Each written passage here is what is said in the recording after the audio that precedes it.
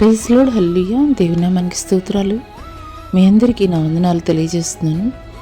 ఈ దినం కొరకు దేవుడు సిద్ధపరిచినటువంటి మాటలు.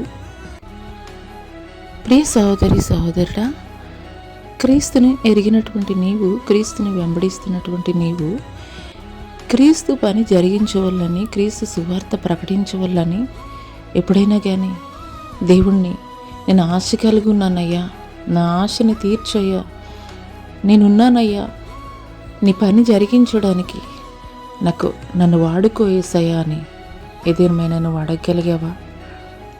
అటువంటి అవకాశం దేవునికి నువ్వు ఇవ్వగలిగావా? నువ్వు ఇచ్చినట్లయితే నిశ్చయముగా ఆయన పని కొరకు దేవుడు నిన్ను వాడుకునేటువంటి వాడిగా ఉంటాడు.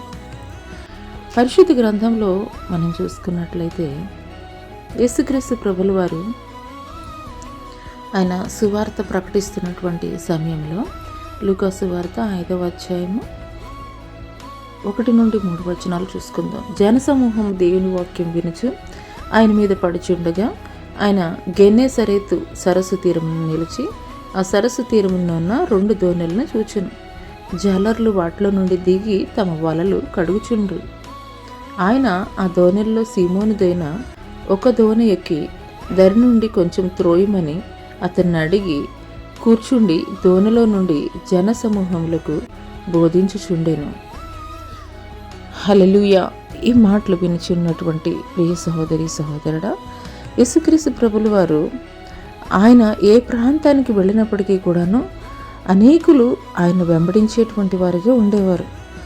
మరి స్వస్థత పొందుకోవడం కొరకు కానీ, లేదా మరి ఆయన పెట్టేటువంటి భోజనం కొరకని, ఇంకా ఆయన విమర్శించాలని, ఇలాగూ ఏదో ఒక రీతిన అనేకులు ఆయన వెంబడించేటువంటి వారిగా ఉండేవారు. మరి గెన్నేసరేతు అనేటువంటి సరస్సు దగ్గరికి వచ్చేసరికి గొప్ప సమూహము ఆయన మీద పడిపోతున్నారు.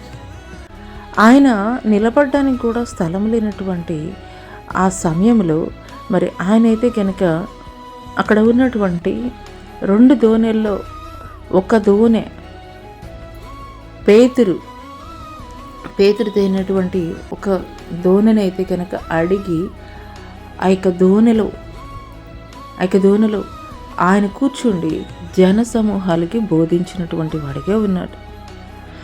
అక్కడ 2 దోణెలు ఉన్నాయి, కానీ ఏ దోణైతే సీమోను పేతురుదయ్యున్నదో, అంటే ఎవరైతే అడిగితే వారి యొక్క పడవని లేదంటే నావని ఇచ్చేటువంటి వారిగా ఉంటారో వారిని మాత్రమే దేవుడు అడిగాడు. సీమోను పేతురు దేవుడు అడిగిన వెంటనే తన యొక్క దోణిని ఇచ్చినటువంటి వాడిగా ఉన్నాడు. అందుకొరకే దేవుడు ఆ యొక్క నావలో నుండి జనులకి బోధించినటువంటి వాడిగా ఉన్నాడు.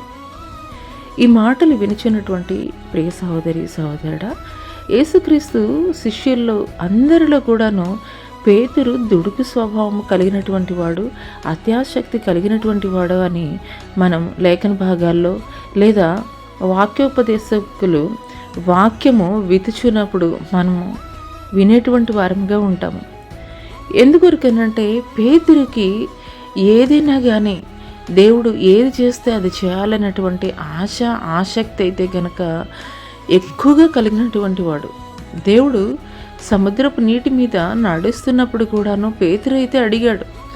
శిష్యులందరూ ఉన్నారు ఆ దోణిలో, కానీ ఏ ఒక్కరూ అడగలేదు. కానీ దేవా, నువ్వు ఏ రీతిగా ఆ యొక్క నీటి మీద నడుస్తున్నావో నాకు కూడా అటువంటి ఆశ ఉంది, నేను నడవాలనుకుంటున్నాను అని పేతురు ఒక్కడు మాత్రమే అడిగినటువంటి వాడిగా ఉన్నాడు. ఇలాగూ పరిశుద్ధ గ్రంథంలో చూసుకున్నట్లయితే అనేక సందర్భాల్లో పేతురు మాత్రమే ముందుగా నిలబడినటువంటి వాడిగా ఉన్నాడు. అందుకొరకే పేతురు అంటే రాయి, పేతురు మీదే దేవుని యొక్క మొట్టమొదటి సంఘము ఆ యొక్క బండ మీద అయితే కనుక కట్టడం జరిగింది. హల్లెలూయా. ఈ మాటలు వింటున్నటువంటి ప్రియ సహోదరి సహోదరుడా, దేవుడు ఈ మాటలు నా కొరకే మాట్లాడుతున్నారని నీవు విశ్వసించగలిగినట్లయితే దేవా నన్ను వాడుకో, నీ పని కొరకు నేను సిద్ధంగా ఉన్నాను. సిద్ధపడినటువంటి వారికి మాత్రమే మన జీవితంలో మనం కూడా చూస్తూ ఉంటాం. మన పిల్లల్లో ఎవరైనా యాక్టివ్గా పనిచేస్తున్నారంటే వాళ్ళకి ఇంకొక బాధ్యత అప్పగించేటువంటి వారముగా ఉంటాము. కొంచెం ఎవరైనా బతికిచ్చేటువంటి వారు లేదంటే స్కిప్ చేసేటువంటి వారు ఉన్నప్పుడు వాళ్ళకి ఇంకొక పని చెప్పడానికి ఇష్టపడం. అదే రీతిగా యేసుక్రీస్తు ప్రభుల వారు కూడాను మరి శిష్యులందరిలో కూడాను ఎంతగానో యాక్టివ్గా ఉన్నటువంటి పేతురుకే ఆ యొక్క సంఘ పునాదులు వేసేటువంటి బాధ్యతనైతే కనుక అప్పగించాడు.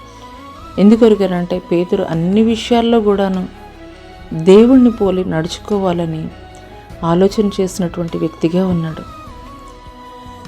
నిజంగా నీ యొక్క ఆలోచనలో, నీ హృదయంలో కూడా ఒక పేతురు ఏ రీతిగా అత్యాసక్తి కలిగి ఉన్నాడో అదే రీతిగా నేను కూడా ఉండాలి అని నీవు అనుకున్నప్పుడు దేవుడు నిన్ను కూడా ఆయన పనిలో వాడుకునేటువంటి వాడిగా ఉంటాడు.